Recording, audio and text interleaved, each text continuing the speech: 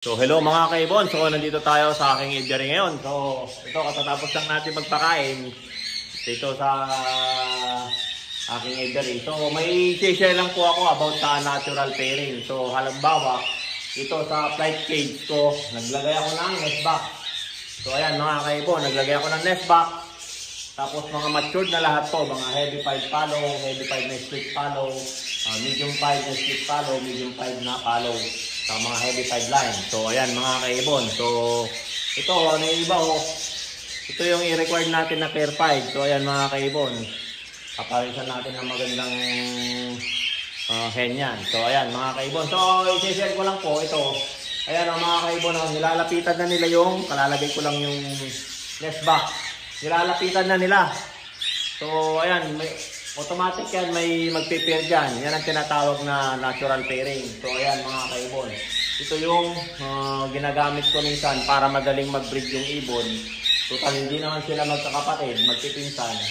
Naglagay ako dyan ng mga lalaki na hindi nila kalahi o kalinyagan na bloodline. So nilagay natin dyan para gawin nating program pairing. So ayan mga kaibon.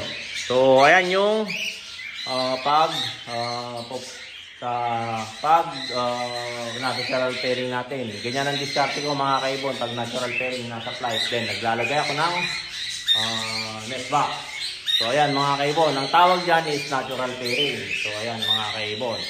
So sana nakatulong to sa aking pag-share, sa aking kaalaman sa pagkasagawa ng natural pairing. So ayan mga kaibon, nilalapitan na nila yung nest box kasi all matured na po yan mga kaibon. 11 months pataas. So ayan, magpapares yan, mga 1 linggo lang yan, may papasok nila na pares na mga kaibon. Then, yun ang gagawin natin. Alisin na natin, nilalagay na natin sa breeding cage agad yun mga kaibon. Sigurado na yun. Kapok after 1 month, bubuga na yan mga kaibon. So ayan mga kaibon, hanggang sa muli. Don't forget to subscribe my YouTube channel. Warren Palakpak Kaibon. Nakakabulol na mga kaibon. Warren Palakpak Kaibon. At ang aking Facebook page, Warren Palakpak Kaibon. At ang aking Facebook, Warren Palakpak Mr. Tigasin. So hanggang sa muli mga kaibon. Paalam.